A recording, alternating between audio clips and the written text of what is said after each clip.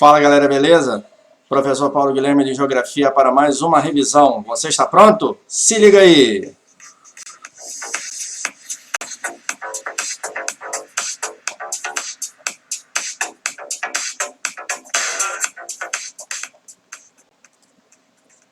É isso aí, meu povo. Mais uma revisãozinha aí, jogo rápido, para nós relembrarmos os conteúdos que nós vimos aí em nosso primeiro bimestre. Dentre eles, começar aí com nossos conceitos geográficos, meus queridos. É o seguinte, dentre os nossos conceitos geográficos, vocês podem analisar aí, basicamente, 5 principais conceitos geográficos. Dentre o primeiro que nós vamos olhar é o espaço. Espaço nada mais é do que qualquer tipo de ambiente que possa ser analisado. Nesse caso, nós temos duas grandes categorias do espaço. Nós temos o espaço natural e temos o espaço geográfico. O espaço natural, o nome mesmo já fala, ou seja, é o ambiente original. Como exemplo, rio, vegetação, relevo. E o espaço geográfico é qualquer ambiente aonde houve uma relação entre a sociedade e a natureza, tais como cidade, um ambiente modificado, uma zona rural, qualquer tipo de ambiente, inclusive uma floresta que possa ter sido modificada pelo homem, é considerado como um espaço geográfico. Dentre a nossa categoria de espaço geográfico, nós podemos encontrar aí nosso conjunto de sistemas, que pode ser considerado como fixo ou fluxo. Os fixos são caracterizados por elementos naturais construídos pela humanidade, e os fluxos são tidos como pessoas, mercadorias, ou operações financeiras, ou a informação, e por aí vai. Segunda grande categoria que nós podemos analisar aí nos nossos conceitos geográficos é o de território. Território nada mais é do que o espaço delimitado pela relação de poder. Então, o que vem acontecer aí? A relação de poder, ela vai sempre exercer sobre vários ambientes. Nem sempre um país ele terá um tipo de território.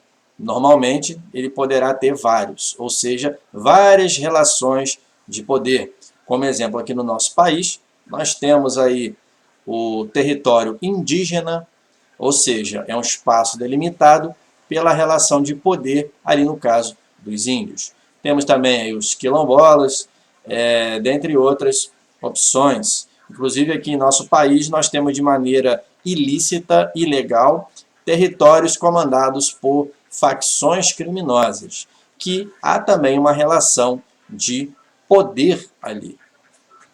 Dentre as características aí do território, nós encontramos a fronteira, ou seja, muitas das vezes um determinado bairro para outro, ele pode ter essa divisa, ou seja, são duas forças de poder, ou seja, uma em cada bairro, que está delimitando ali esse ambiente, ok? Bom, falando em território, um outro conceito aí que é muito importante também, é o de lugar. Qual é a chave, qual é o segredo do conceito lugar? Ele é definido por relações de pertencimento, né? Ou seja, relações afetivas, tanto positivas quanto negativas, que podemos chamar de deslugar. Tá? Então, o lugar pode ser o quarto da nossa casa, uma escola, um bairro, uma praia, a casa da vovó, dentre vários outros tipos aí de categorias. E um deslugar, por exemplo, na minha singela opinião, pode ser um hospital, porque particularmente eu não gosto de tomar injeção. Então, é um lugar ruim para mim. Então, para mim é um deslugar e normalmente eu só frequento lá quando eu estou passando mal. Então, eu não tenho uma boa memória, uma boa relação ali com o hospital, por exemplo. Nesse caso, nós temos também mais um aí que é a região. Nesse caso, a nossa região, nós podemos aí ter o espaço subdividido por um critério pré-estabelecido. Nesse caso, nós temos aspectos físicos que podem denominar, tais como uma região climática, uma região de vegetação, por aí vai. Como também aí político. A exemplo, temos aí países, regiões subdesenvolvidas, região sudeste, tá? Dentro do conceito de região, nós encontramos também a de regionalizar, que seria o quê? Ela classifica o espaço geográfico a partir dos critérios. Então, olha só, a região, ela precisa de critérios, ok? Por último, paisagem. Nada mais é do que o recorte de um ambiente pelo qual eu estou analisando. Ou seja, é o espaço percebido pelos sentidos físicos, sendo eles listados aí no nosso slide.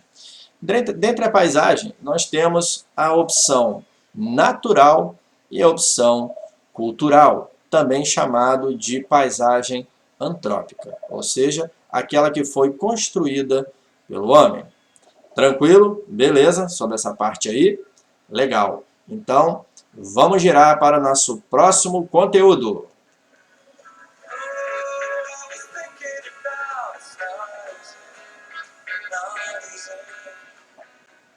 Então, aqui, nós entramos na cartografia. Cartografia nada mais é, né, do que a técnica de poder analisar o nosso ambiente, o nosso planeta, as nossas regiões, através de representações. Desde os primórdios da humanidade, sempre houve aí, no caso, a necessidade de representar a nossa realidade na forma de algo como, por exemplo, impresso, que as pessoas antigamente faziam de imprimir em pedras ou em madeiras. Logo após foi surgido aí o papel e os primeiros mapas, né, podemos dizer portáteis, puderam ser aí divulgados e lançados aí à sociedade. Bom, dentre as características dos termos da cartografia, nós temos, basicamente, na nossa revisão aqui, nós vemos as projeções cartográficas, né? Ou seja, as formas como eu represento ali no mapa o meu ambiente, a minha região, sendo que há as três principais, como cônicas, cilíndricas e azimutais. Dessas, temos também a característica aí da projeção de Mercator e a projeção de Peters, ok? Que no caso, basicamente é uma diferença a Peters é uma projeção mais esticada, né? Ela tem uma posição aí mais privilegiada a países de baixa latitude. E a de Mercator já é voltada mais uma visão eurocentrista, né? A Europa, né, mais ao meio do mundo, ali próximo à linha do Equador, como o principal, como foco principal. E foi um mapa muito utilizado aí nas grandes navegações e até hoje em dia, em nossos livros didáticos, a projeção de Mercator é a mais utilizada. Dentre algumas opções da cartografia também, nós temos aí os nossos movimentos da Terra, que já nós iremos entrar. Temos também a parte do solstício e equinócio, que também vamos ver já. As coordenadas geográficas, né? Ou seja, são as localizações através de graus, né? Que nós vamos ver posteriormente aí, onde possamos nos localizar, achar uma região de maneira bem precisa. Bom, o nosso planeta, pela forma geoidal que ele se encontra, nós dividimos aí o nosso planeta na cartografia com os conceitos latitude e longitude. A latitude nada mais é, tá, do que os paralelos, né? Ou seja, aquelas linhas que eu possa ver horizontalmente né? Inclusive, um dos exemplos é a nossa linha do Equador.